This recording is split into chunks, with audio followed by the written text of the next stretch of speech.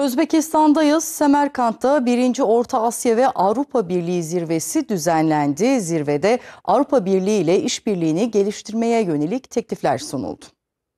Orta Asya, Avrupa Birliği zirvesi ile Uluslararası İklim Forumu Semerkant'ta yapıldı.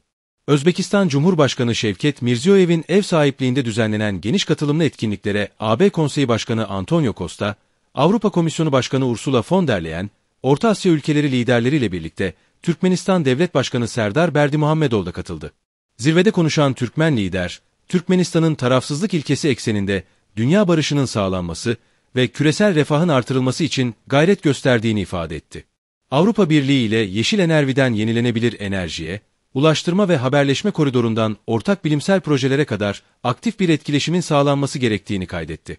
Zirve ile Orta Asya ile Avrupa Birliği arasında stratejik ortaklık kurulması yönünde önemli bir adım atıldı. Avrupa Yatırım Bankası Orta Asya Bölge Ofisi'nin Taşkent'te açılmasıyla Avrupa Birliği'nin Orta Asya ülkelerine doğrudan yatırımlarının artacağı dile getirildi. Ardından Uluslararası İklim Forumu'na geçildi. Orta Asya'nın ekolojik sorunları ile çevreyi korumaya yönelik ülkelerin yaklaşımları gündeme getirildi.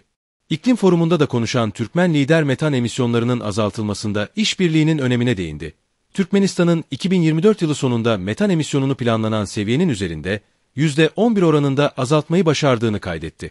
Bölgedeki su sorununun iyi komşuluk ilişkileri ve karşılıklı çıkarlar çerçevesinde başta Birleşmiş Milletler olmak üzere uluslararası örgütlerin katılımı temelinde çözülmesi gerektiğini söyledi.